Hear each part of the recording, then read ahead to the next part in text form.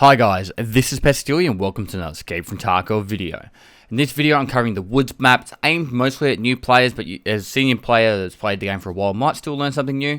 I cover all the spawn points, the extracts, places of interest for loot, danger areas, and just overall little tips and tricks throughout the map. So guys, without further ado, let's crack straight into it. So down in the description below, there'll be a link to the Wikipedia page so you can get access to all these maps. The one I use for the mini-maps is for the ones from the game, but just for a reference point, if you want to go check out some of the really detailed maps with loot spots and all that, definitely go check out the wiki page for that. Alright guys, so welcome to Woods. This is the next installment of a new player guide. This is the UN roadblock. If you do spawn on the other side of the map, this is the one that's always guaranteed that you can extract. Just got to go inside there. Now, all the spawns on this side of the map, there's one down that end, which I'm going to head there soon, but the rest are all along this wall. And it's kind of a pretty hectic spawn. If there's a few people along this wall at the same time, you can bump into a lot of people very early on. Besides that, though, we're going to head down this way. There's not a lot of spawns for loot in this side of the map. There's a few reference points you can use to figure out where you are in the map when you're new. The power station is obviously this side of the map as your reference point. And then there's a big rock wall going through the center, which I'll show you. I call it spine. I'm sure there's other names for it.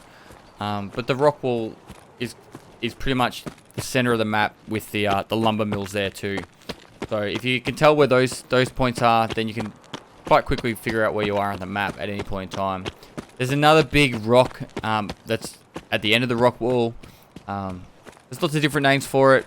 I usually call it AIDS Rock because it's like, it stands out. I don't know. And there's like a passageway there that's quite brutal. So inside this bus shack, there's the duffel bag. Moving down this way, there are some loot spawns. It's one of these. This map's one of those places where it's like, can be really crazy and hectic at times, and then sometimes really quiet. So this is Ruaf Gate. With this extract, the green smoke has to be there, and you have to spawn on the other side for it to be enabled. Down here, there is a duffel bag in the back of it. Along here, there's a couple of weapon crates you can loot. So there's the two weapon crates here. And then going down this way, you can see over most of the map. So the other side of the map, there's a scav house over there. There is, I call it Silencer Shack. People can call it whatever they want. There's a rock here. It's a bit foggy at the moment. There's a rock here. There's a flash drive spawn on the other side of that rock. Lumber mills here. The rock spines here leading up to AIDS Rock up the top there. And then you got this big open field. Now, when it's a crystal clear day, you can actually see across here. People sometimes will come to this spot right here with a long range scope and try and pick people off. For distance, across the water is around 250 to 300 meters. The lumber mill is around the 300 meter mark, and then if you sit from up here, I've done a kill on this just to test it. From here, there's a big rock on the other side of there, which is like a sniper hill, or you can call it whatever you want. Really, it doesn't make any difference. A lot of people call it Dickhead Rock because it's so obvious that you're up there. When you start hearing shots from that direction, it's known as Dickhead Rock. Now, from here, Dickhead Rock is about 450 meters. From corner to corner of the map is about 550 meters, so 600 meters. So it's not a massive map, but it's quite big. It's around the middle size for the maps. All right, so moving this way, there are a couple of spawns over here. There's nothing too crazy. Over inside here, now there's a rock there. That rock has, I think, a weapon crate in the middle of it. There's a weapon crate inside this bit here as well in the rubble. Down this way, there is a van or a car crashed into the water. With the car crashed in the water, there's not really a lot that spawns there besides a bit of food. But there is also a key spawn inside the suitcase. And then this blood here is part of a quest for therapists. So something to take note of. A good little spot if you want to take some shots of people at Lumber Mill, and also on the other side. There's Dickhead Rock, which is the one that's on the other side of the Lumber Mill. Then there's a Sniper Rock here, overlooking the water. It's quite easy to pick people off when you're over here, when they're on that rock. So I like coming up this way when I'm going to the lumber mill because there's a lot more cover and places you can duck away from. But once you do get over to the lumber mill, it does get quite chaotic. Over in this side, so this is the whole of the lumber mill. There's not a massive amount of things there. I want to show you some other spots before I get over to the lumber mill. And I'll move as quickly as I can so you guys can see it. There's a lot of gaps in this map where there's just nothing besides trees and some rocks. So I'll fast forward from here.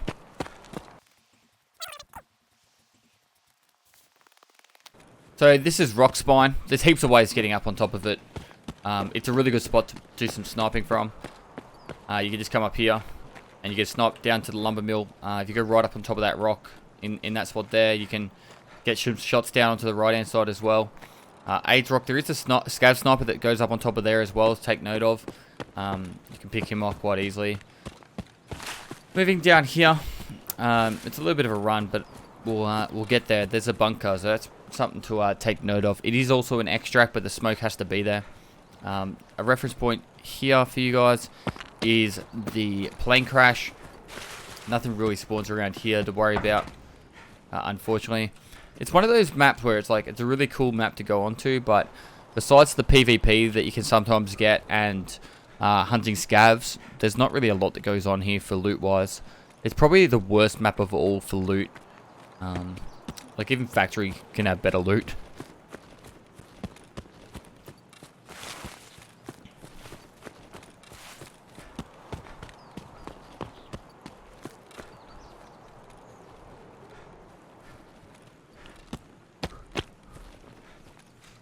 On this side.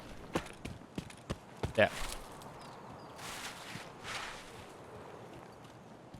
So referencing AIDS Rock, the plane's around here, and then you come down to the bunker. The bunker's got some pretty good spawns in it. The green smoke's there, you can extract here from spawning on the other side. You got the crate here, another crate here, and another crate here. It's one of the more dense areas for loot in the map. They have added more loot boxes, but it's still a bit iffy. Just take note that along here there's all the spawns along that wall, and yeah, it's a pretty hectic spot early on in the raid. A lot of people just follow that wall when they're running into the lumber mill, and following that wall runs into other spawns, so you can actually get people quite quickly along there. So there's your plane crash. Now from that bunker, there was up on the hill, there was another spot that has, I think, a weapon crate on it.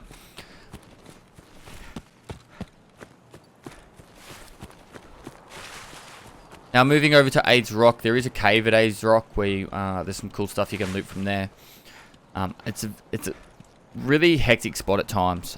If the servers are really populated, particularly when the spawns were all on this one side of the map. Previously, you can only spawn on one side of this map, and everyone would run through this gap right here.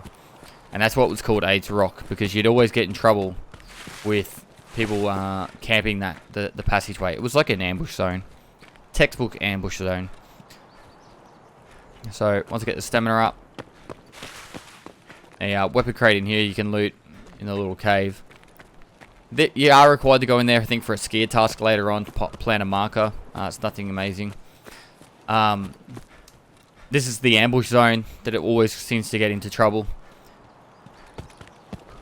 Moving through here, from about this point onwards is when things really can get interesting. People are camping down in the low ground on top of the Sniper Rock or Dickhead Rock. It's one of those places that it's like you're just listening out for gunshots. You've got the car extract here. It'll cost you 3,000 rubles to be able to use. Run up to it, you pay it. 60 seconds later, you extract. Moving down this way, scavs spawn pretty much everywhere from where I'm standing now, all the way down to the actual the checkpoint down the end. So keep an eye out for scavs along there. Moving down this way, there is your 3 shacks, 1, 2, and 3. First one has a quest item in it when you're up to the quest for therapists. Duffel bag, 2 jackets, and a lot of food spawns along here. The quest item spawns underneath there when you're up to it. On this one, you've got more food spawns. You've got the safe and a grenade box. You can also just be careful, or not careful, but just be noting that there's food spawns inside this bit here as well. I see, you got the condensed milk there. Moving down to the next one. This one has a weapon crate, duffel bag, more food spawns, and a couple of jackets. Back of the truck has a duffel bag, if I remember rightly. Yep, duffel bag. You just jump up there. This is the Yotota key. Gets inside here. I don't really think I've ever seen anything awesome in there. Down there's a shack. Inside the shack, there's a duffel bag, a filing cabinet, 2 jackets, and a heap of food spawns. Moving this way, there is the ute. I call it a ute. I don't know what Americans will call it, but a ute here. It's got the weapon crate. There is a quest item spawned into side of this box when you're up to it. Now, sometimes you can get a key spawn in here. There's no current way to open the car up. And it requires you to do this weird jumpy like thing where you go through the roof to get it. Hopefully they fix that in the future, because it is the arsenal. Sorry, not the arsenal. It's the security post key for what do you call it? Labs. Inside here you got 2 weapon boxes. You also have in these shelves chances for your like tools and stuff like that, wrench, etc. Moving this way, you have a couple of spawns. Nothing too amazing, but you've got the jacket over there, and then a heap of weapons parts that spawn up here. Probably currently moving down this way, the most looted spot in all of Woods would be the flash drive spawn. It's located behind this rock. There's a tent, and it just spawns at the front of the tent. So the flash drive spawn is like, they sell for about 300,000, but early on after a wipe, they're crazy. So there's one right there. If you do loot one of these, chuck it straight in your container, because it's definitely something you're going to need for a quest. You need 2 of them for a skier quest. Actually, I did miss something over here real quick. There is a grenade box and an ammo box inside that little bunker area on the other side of that rock. Moving this way, I'll cut across the road so it's easier as a reference point.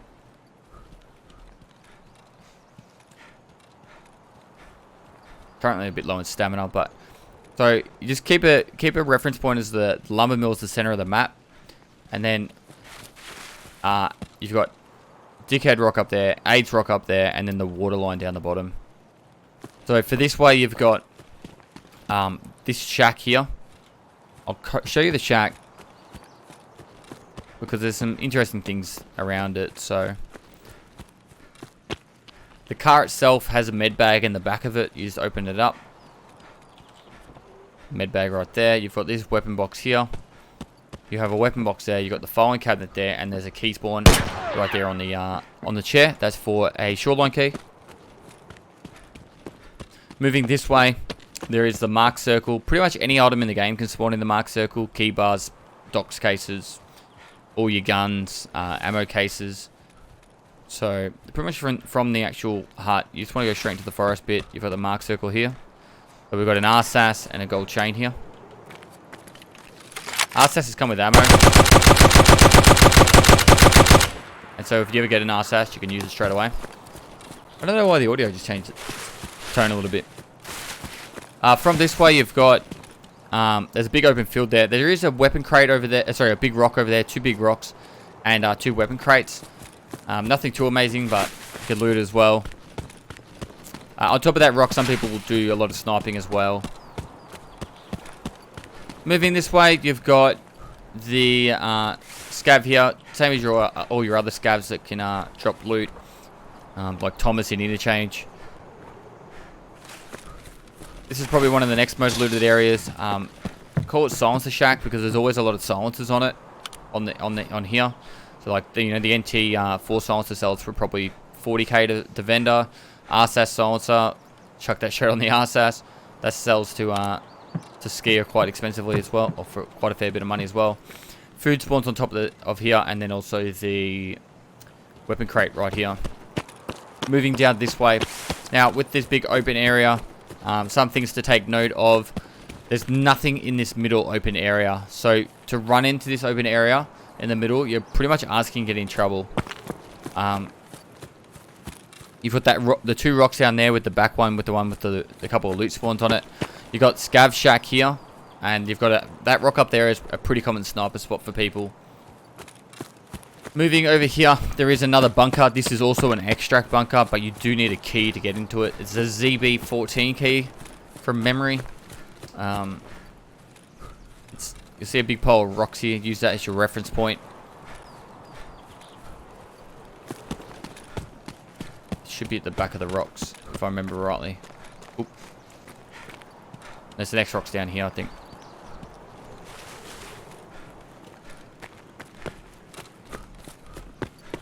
There it is. So inside here, you've got some of your weapon crates as well. You've got a duffel bag. There are some loose spawns here that can spawn. There's the green crate. Use your ZB14 key to go inside here.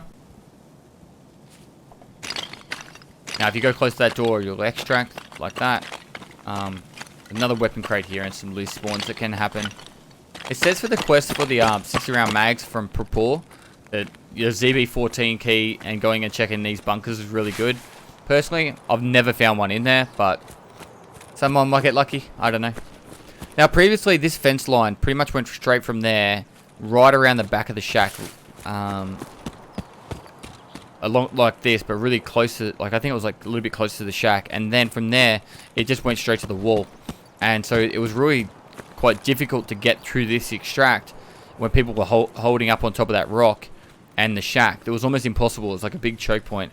They've now extended it out heaps wide, and you can actually get around and extract quite easily.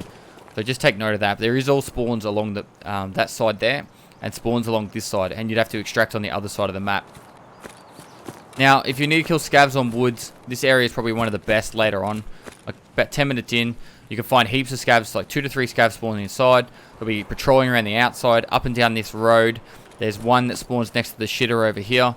And yeah, and there's also scavs that will spawn over at the Silencer hut. Now, food spawns on top of here. Inside here, there's not really that much. And that is, honestly, pretty much everything you can learn and know about for woods. It's an interesting map. It's really great for PvP at times, particularly the long-range stuff if you've got a sniper. A lot of guys use Mosins on this map. There's quests that require you to bring a Mosin in here as well. So it's quite a fun map. Unfortunately, there's just not a lot of loot. There is a lot of people asking the devs to get the map extended out further, say out that way, and then put like another industrial area or just something with a bit more loot to give more emphasis for people to come here, because honestly, there's just not that much here. So once you get to about here, guys, that is the extraction. Hopefully, this video has been helpful. And guys, to wrap up, if you like this video, give it a thumbs up, subscribe for future content. I stream on Twitch 6 days a week, mostly 7 these days. If you've got any Tarkov questions, feel free to hit me up in my live stream or down in the comments below. And lastly, I'll see you next time. So guys, there's a new way to support my YouTube channel. If you want to become a member, you click the join button.